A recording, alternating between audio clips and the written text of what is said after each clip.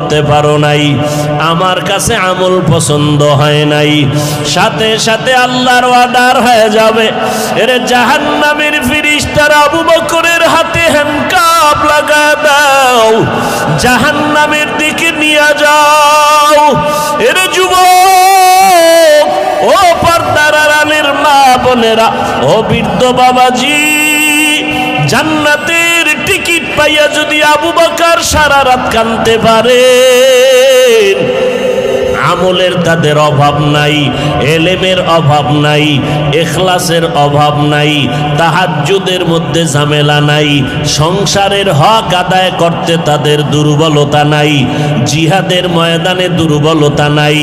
জান্নাতের টিকিট পাইয়াও যদি তাদের অবস্থা এমন হয়, ও বান্দা একটু চোখ দুইটা বন্ধ করে নিজের জীবনের দিকে তাকাও।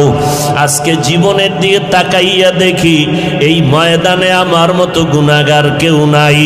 আজকে বক্তা হইয়া চেয়ারে বসছি, অথচ আমার গুনার কারণে দেখি আমার হাত নাপাক, আমার ঠোঁট গুনার কারণে নাপাক, আমার চোখ দুইটা গুনার কারণে নাপাক, আমার অন্তরটা গুনার কারণে নাপাক। আমার মতো গুনাহগার এই ময়দানে কেউ নাই। এরে যুবক, একটু চিন্তা করো, কই ছিলা, কই আছো? এক সময় তুমি আব্বু কয়া ডাকতে পারো নাই। আল্লাহ তোমার জবানে কথা বলার শক্তি দান করেছেন। তোমার মতো বয়সের কত যুবক দেখো, তোমার দুইটা চক্ষু দিয়া রাত সারা রাত মোবাইল চালাও, গুনাহ করো। তোমার মতো কত বান্দা আছে দুই চোখের পাওয়ার নাই, অন্ধ বানাইয়া আল্লাহ পাঠাইছেন, রাস্তায় রাস্তায় ভিক্ষা করে। আমার আল্লাহ যদি তোমারে ঘুমের মধ্যে অন্ধ বানাইয়া দিতেন, বলো তুমি মোবাইলে গান বাজনা কেমনে দেখতা?